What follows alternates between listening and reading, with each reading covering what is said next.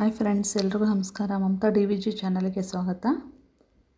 ಇವತ್ತಿನ ರೆಸಿಪಿ ಬಂದುಬಿಟ್ಟು ರಾಗಿ ಕೇಲ್ಸ್, ರಾಗಿ ಆಲೂಬಾಯಿ ಅಂತಾರಲ್ಲ, ಅದು ಬೇಸಿಗೆಯಲ್ಲಿ ತುಂಬಾ ಚೆನ್ನಾಗಿರುತ್ತೆ ಆರೋಗ್ಯಕ್ಕೆ. ಯಾಕಂದರೆ ಇದು ರಾಗಿ ತಂಪಲ್ವಾ, ಅದಕ್ಕೋಸ್ಕರ ನಾವು ಬೇಸಿಗೆಯಲ್ಲಿ ಈ ಥರ ರಾಗಿ ಆಲೂಬಾಯಿ ಮಾಡ್ಕೊಂಡು ತಿಂದರೆ ತುಂಬ ದೇಹಕ್ಕೆ ತಂಪು ಅಂತ ಹೇಳ್ಬೋದು. ಮಕ್ಕಳಿಗೆ ಕೂಡ ಇಷ್ಟಪಟ್ಟು ತಿಂತಾರೆ. ಹಾಗಾದರೆ ಈ ರೆಸಿಪಿ ಹೇಗೆ ಮಾಡೋದಂತ ನೋಡೋಣ ಬನ್ನಿ.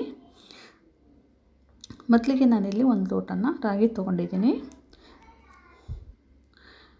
ತೊಗೊಂಡ್ಬಿಟ್ಟು ಇದನ್ನು 2-3 ಬಾರಿ ಚೆನ್ನಾಗಿ ವಾಶ್ ಮಾಡ್ಕೋಬೇಕಾಗುತ್ತೆ. ರಾಗಿನ ವಾಶ್ ಮಾಡ್ಕೊಂಬಿಟ್ಟು ನೀರು ಹಾಕ್ಬಿಟ್ಟು ಒಂದು 12 ತಾಸು ನೆನೆಯೋದಕ್ಕೆ ಬಿಡಬೇಕು. ಈಗ ನೆಂದಿದೆ. ನೆಂದಾದಮೇಲೆ ಕೂಡ ಒಂದು 2-3 ಬಾರಿ ವಾಶ್ ಮಾಡಿ ಇಟ್ಕೊಂಡಿದ್ದೀನಿ ನಾನು ರಾಗಿನ. ನೆಕ್ಸ್ಟ್ ಇಲ್ಲಿ ನಾನು ಒಂದು ಮಿಕ್ಸಿ ಜಾರಿನ ತೊಗೊಂಡ್ಬಿಟ್ಟು ಅಲ್ಲಿ ನಾನು 2 ಬ್ಯಾಚ್ ಮಾಡ್ಕೊತಾ ಇದ್ದೀನಿ. ರಾಗಿನ ಹಾಕ್ಬಿಟ್ಟು ನೆಕ್ಸ್ಟ್ ಇಲ್ಲಿ ಇದಕ್ಕೆ ಒಂದು ಸ್ವಲ್ಪನ ನೀರು ಹಾಕ್ಬಿಟ್ಟು ನಾವು ಗ್ರೈಂಡ್ ಮಾಡ್ಕೋಬೇಕಾಗುತ್ತೆ. ಗ್ರೈಂಡ್ ಮಾಡ್ಕೊಂಡಲ್ಲಿ ಇದನ್ನು ನಾವು ಫಿಲ್ಟರ್ ಮಾಡ್ಕೋಬೇಕು. ನಾನು ಫಿಲ್ಟರ್ ತೊಗೊಂಡಿದ್ದೀನಿ. ಫಿಲ್ಟರ್ ತೊಗೊಂಡ್ಬಿಟ್ಟು ಅದನ್ನು ಚೆನ್ನಾಗಿ ಫಿಲ್ಟರ್ ಮಾಡ್ಕೋಬೇಕು. ಇದು ಹಾಗೆ ಅಂದರೆ ಇದಾಗಲ್ಲ, ಒಂದು ಸ್ಪೂನ್ನ ಸಹಾಯದಿಂದ ನಾವು ಫಿಲ್ಟರ್ ಮಾಡ್ಕೋಬೇಕು.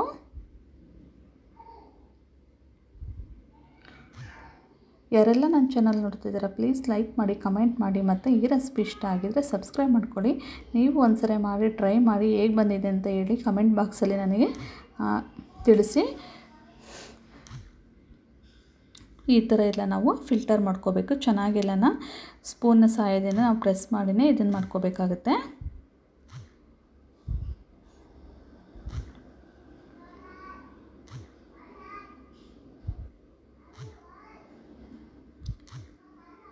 ಇದನ್ನು ನಾನು ಇನ್ನೊಂದು ಟೈಮ್ ಕೂಡ ನಾನು ಇದನ್ನ ಗ್ರೈಂಡ್ ಮಾಡ್ಕೊತಿದ್ದೆ. ಒಂದು ಸ್ವಲ್ಪನೇ ನೀರು ಹಾಕ್ಕೊಂಬಿಟ್ಟು ಒಂದು ಮಿಕ್ಸಿ ಜಾರ್ಗೆ ಹಾಕ್ಕೊತಿದ್ದೀನಿ. ನೆಕ್ಸ್ಟ್ ಮತ್ತು ಇದನ್ನೇ ಕೂಡ 2 ಟೈಮ್ಸ್ ಮಾಡ್ಕೋಬೇಕು. ಯಾಕಂದರೆ ಇನ್ನೊಂದು ಸ್ವಲ್ಪ ಹಾಲು ಬರುತ್ತೆ, ಅದಕ್ಕೋಸ್ಕರ ನಾವು ಇನ್ನೊಂದು ಟೈಮ್ ಕೂಡ ಇದನ್ನೇ ನಾವು ಹಾಕ್ಬಿಟ್ಟು ಒಂದು ಸ್ವಲ್ಪನೇ ನೀರು ಹಾಕ್ಕೊಂಬಿಟ್ಟು ಮತ್ತೆ ನಾವು ಗ್ರೈಂಡ್ ಮಾಡ್ಕೋಬೇಕಾಗುತ್ತೆ.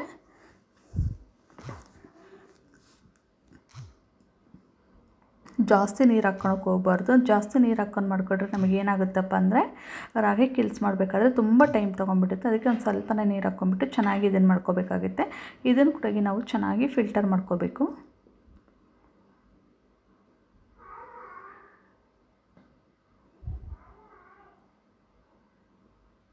ಬೇಸಿಗೆ ಅಲ್ವಾ, ಈ ಥರ ರಾಗಿದು ಈ ಥರ ಕೀಲ್ಸು, ರಾಗಿ ಹಾಲು ಮಕ್ಕಳಿಗೆ ತುಂಬಾ ಹೆಲ್ತಿ ಅಂತಲೇ ಹೇಳ್ಬೋದು. ನಮಗೂ ಕೂಡ ತುಂಬಾ ಮಧ್ಯಾಹ್ನ ಟೈಮೆಲ್ಲ ತಿನ್ನೋದಕ್ಕೆ ತುಂಬ ಚೆನ್ನಾಗಿರುತ್ತೆ. ಇದು 2-3 ಡೇಸ್ ಇಟ್ಟರು ಕೂಡ ಇದು ಹಾಳಾಗೋದಿಲ್ಲ. ಫ್ರಿಜ್ಜಲ್ಲಿ ನಾವು ಸ್ಟೋರ್ ಮಾಡಿ ಇಟ್ಕೋಬೋದು. ನಾನು ಕೈಯಿಂದ ಇದನ್ನು ರಸ ಎಲ್ಲ ತೆಗಿತಾಯಿದ್ದೀನಿ. ಯಾಕಂದರೆ ಅದು ಸ್ಪೂನ್ನ ಸಹಾಯದಿಂದ ಅಷ್ಟೊಂದು ಹೋಗೋದಿಲ್ಲ. ಅದಕ್ಕೋಸ್ಕರನೇ ಇದು ಇಷ್ಟೇ 2 ಟೈಮ್ಸ್ ಹಾಕೊಂಡ್ಮೇಲೆ ಸಾಕಿದ್ದು, ನೆಕ್ಸ್ಟ್ ಹಾಕೋಳಕ್ಕೆ ಹೋಗ್ಬಾರ್ದು.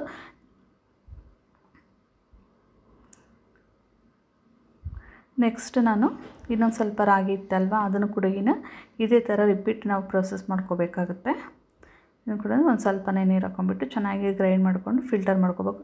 ನಾನು ಏನು ಒನ್ ಟೈಮ್ ಫಿಲ್ಟರ್ ಮಾಡ್ಕೊಂಡಿದ್ದಲ್ಲ, ನೆಕ್ಸ್ಟ್ ಇನ್ನೊಂದು ಟೈಮ್ ನಾನು ಫಿಲ್ಟರ್ ಮಾಡ್ಕೊತಾ ಇದ್ದೀನಿ. ಯಾಕಂದರೆ ಏನಾದರೂ ಒಂದು ಸ್ವಲ್ಪ ರಾಗಿದಿಂಥದ್ದು ಆ ಥರ ಉಳಿದಿದ್ರೆ ಈ ಥರ ಫಿಲ್ಟರ್ ಇನ್ನೊಂದು ಟೈಮ್ ಮಾಡಿಕೊಂಡ್ರೆ ಎಲ್ಲ ಬಂದುಬಿಡುತ್ತೆ.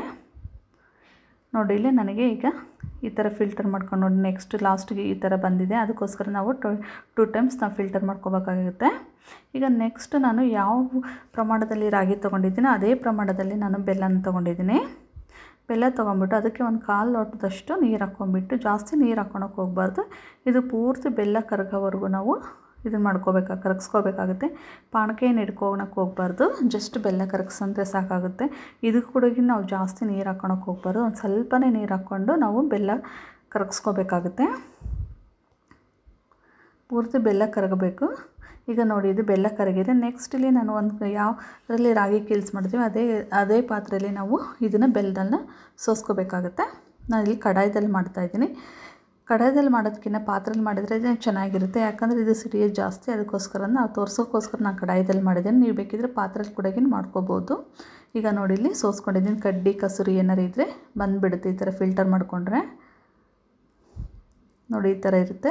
ಯಾವಾಗಲೂ ನಾವು ಬೆಲ್ಲನ ಸೋಸಿನೇ ಮಾಡಬೇಕಾಗುತ್ತೆ. ಪಾಯಸ ಏನಾದರೂ ಒಬ್ಬಟ್ಟು ಏನಾದರೂ ಮಾಡಿದರೆ, ಈಗೇನಂದ್ರೆ ರಾಗಿ ಹಾಲೇನು ತೊಗೊಂಡಿದ್ನಲ್ಲ ಅದನ್ನು ಹಾಕ್ತಾಯಿದ್ದೀನಿ. ಸ್ಟವ್ ಏನು ಹಚ್ಚಿಲ್ಲ, ಆಫ್ ಮಾಡಿನೇ ಹಾಕ್ಕೊತಿದ್ದೀನಿ. ಹಾಕ್ಬಿಟ್ಟು ಒಂದು ಟೈಮ್ ನಾವು ಮಿಕ್ಸ್ ಮಾಡ್ಕೋಬೇಕಾಗುತ್ತೆ.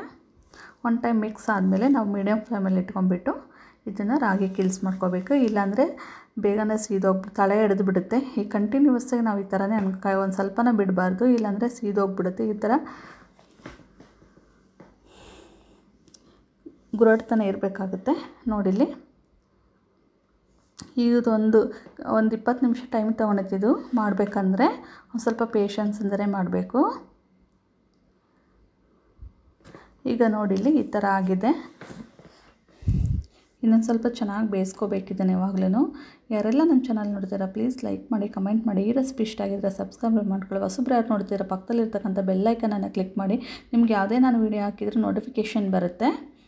ಈಗ ನೋಡಿ ನಾನು 1 ಟೇಬಲ್ ಸ್ಪೂನಷ್ಟು ತುಪ್ಪ ಹಾಕ್ಕೊತಾ ಇದ್ದೆ. ನಿಮಗೆ ತುಪ್ಪ ಇದು ಆಪ್ಷನಲ್ಲು, ಇಷ್ಟ ಆದರೆ ಹಾಕ್ಕೋಬೋದು, ಇಲ್ಲಾಂದರೆ ಬೇಡ ಅಂದರೆ ಸ್ಕಿಪ್ ಮಾಡ್ಕೋಬೋದು. ಸ್ವೀಟಿಗೆ ತುಪ್ಪ ಹಾಕಿದ್ರೆ ತುಂಬ ಚೆನ್ನಾಗಿರುತ್ತೆ. ಚೆನ್ನಾಗಿ ಮಿಕ್ಸ್ ಮಾಡ್ಕೊಂಬಿಟ್ಟು ಇನ್ನೂ 1-2 ನಿಮಿಷಗಳ ಕಾಲ ನಾವು ಚೆನ್ನಾಗಿ ಬೇಯಿಸ್ಕೋಬೇಕಾಗುತ್ತೆ.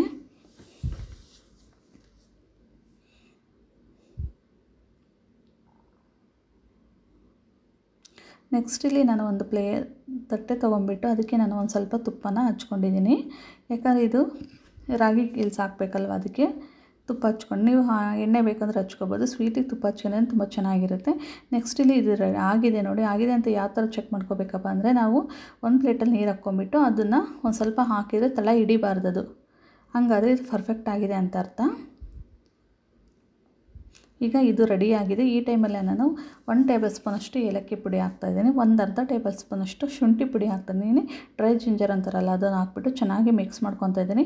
ಸ್ವೀಟಿಗೆ ಏಲಕ್ಕಿ ಪುಡಿ ಮತ್ತು ಶುಂಠಿ ನಿಮಗೆ ಆಪ್ಷನಲ್ಲು, ಹಾಕಿದರೆ ತುಂಬ ಚೆನ್ನಾಗಿರುತ್ತೆ. ಹಾಕ್ಬಿಟ್ಟು ಚೆನ್ನಾಗಿ ಮಿಕ್ಸ್ ಮಾಡ್ಕೊಂಡಾದಮೇಲೆ ನೆಕ್ಸ್ಟ್ ಈಗ ಇದು ರೆಡಿಯಾಗಿದೆ ನೋಡಿ. ಇಲ್ಲಿ ನಾನು ಪ್ಲೇಟಿಗೆ ಏನು ತೊಗೊಂಡಿದ್ವಲ್ಲ ತುಪ್ಪ ಏನು ಹಚ್ಕೊಂಡಿದ್ನಲ್ವ ಅದಕ್ಕೆ ನಾನು ಇದನ್ನು ಹಾಕ್ತಾಯಿದ್ದೀನಿ.